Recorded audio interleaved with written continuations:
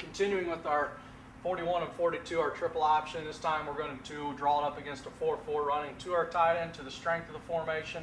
Then again, we'll also draw it up again, running away from our tight end to the weak side of our formation. So running our triple option to the right, again, first thing we need to do is identify who our read men are going to be. Again, the number one read man is the first guy head up to outside the tackle, so the defensive end is going to be number one. And this outside linebacker is the first guy outside the number one, so he's going to end up being number two. And usually, in a lot of the cases we see the 4-4, this guy is really going to have his eye on the tailback, the pitch man. Again, moving from outside in, we're going to base block. Again, get that corner out of there however we can. If we need to run him all the way down inside, great, but we prefer to keep him out there as far as we can, but we'll take either or in that situation. Starting with our tight end, again, even though this guy is number two and he's a read man, we're not supposed to block him.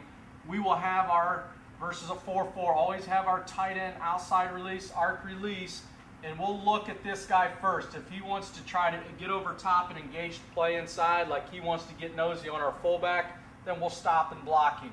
But if he wants to stay outside, as I said before, generally in the 4-4s we see, this guy's going to stay out here. He's going to be responsible for this kind of option. Our tight end will be heading and looking for this safety, scraping over top, trying to come in here and fill that alley on the option run support.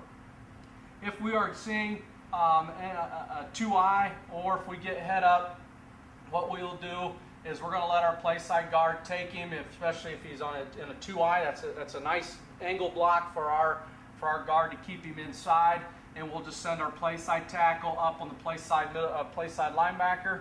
Again, we tell our tackle, take a good angle because we don't want to get beat over top if we happen to get our quarterback outside or we're pitching outside. So we're going to take a good angle with our tackle to make sure we're not getting beat outside, but in the same breath, we don't always want to be getting beat in here as well. So he's going to have to take a good angle. Our center will take a step to the play side A gap, and the reason we're doing that is we want to be able to pick up that blitz because we don't feel that our tackle can take a good enough angle this way to pick up that blitz right off the bat. He's going to miss him every time. So if this guy happens to show up in here, then our center will take him, and our play side tackle will then continue on back to this backside linebacker. Okay, if there's no blitz, then our center will step play side, and then he's looking to the backside inside linebacker.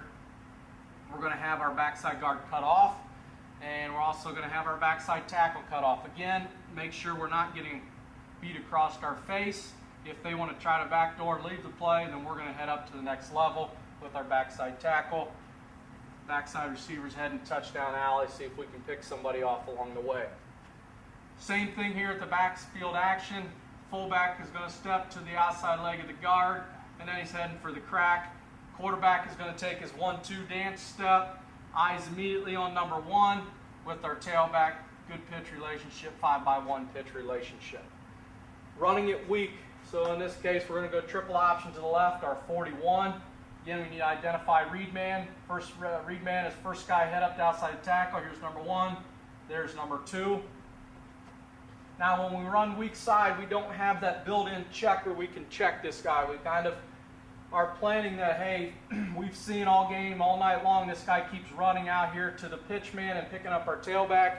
Then it gives us a better chance of running it weak because we don't have to worry about him sneaking back inside and ear and holing our fullback. So as we go again, our tackle is going to come down inside. He's looking for that play side linebacker over top. We've got a nice angle again if we're getting a 2-eye or even a head up. We feel that our guard has to be good enough to be able to handle this guy to get us a little bit of movement, so we're not getting blown up here in the backfield and having this big mess with our quarterback mesh. So we need to get off the ball or at least stalemate at the line of scrimmage. Center, again, he's stepping play side A gap first, looking for this blitz. If there is no blitz, then he's backside. Our guard is cutting off backside. Nobody on top of the tackle. We try to get up here and cut off whoever's coming across. And again, backside, tight end is cutting off. If he doesn't want to cross his face, then we're going to try to peel anybody coming off top, over top. Going to touchdown alley. We're base blocking. And then we got the same steps.